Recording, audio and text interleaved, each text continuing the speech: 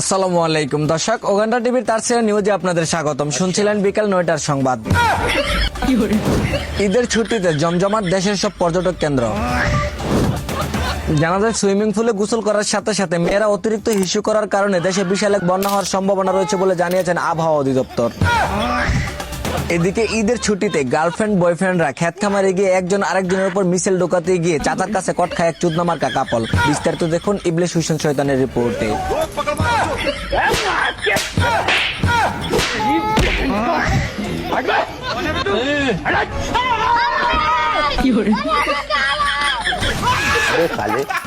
এদিকে কিছু জানোয়ারের বাচ্চারা বাপের গলায় পাড়া দিয়ে বাইক কিনে 2500 সিসিতে টেনে আজরাইলের কবলে পরে হুগা মারা খায় কিছু বাঞ্চুদ মার্কা ছেলেরা।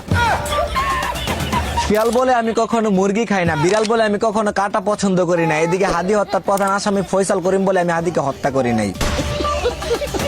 14 দিনের রিমান্ড শেষে আদালতে নেওয়ার পথে সাংবাদিকের কাছে বলে সে নাকি হাদি হত্যায় জড়িত নয়। বিষয়টা এমন হয়ে গেল না, সানি লিওন বলতেছে যে আমি কখনো পরকীয়া করি নাই। জানা যায় এদেশে অতিরিক্ত পাইলিনের কারণে হ্যামলেট ফেটে যাওয়ায় ফয়সাল করিমের মতো চুট্টা মারার জন্ম হয় বলে জানিয়েছেন নিরাপদ প্যান্থার মন্ত্রণালয়। অন্যদিকে আটলান্টিক মহাসাগরে একটি টাইটানিক জাহাজ 5 জন মেয়েকে নিয়ে সাগর পাড়ি দেওয়ার উদ্দেশ্যে রওনা দিলে কিছুক্ষণ পর তাদের চিৎকারে জাহাজটি ডুবে যায়।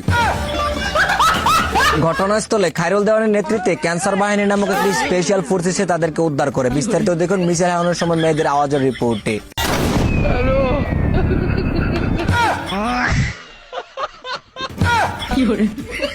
দর্শক, আমি সাংবাদিকের মনে একটাই প্রশ্ন, তেলাপোকা থেকে চিল্লাচিল্লি করা মেয়েগুলো কিভাবে পারে হিংস্র প্রাণীর বাড়িতে অর্থাৎ জঙ্গলে গিয়ে ইটিস পিটিস করতে? অবশ্যই কমেন্টে জানিয়ে যাবেন। ধন্যবাদ।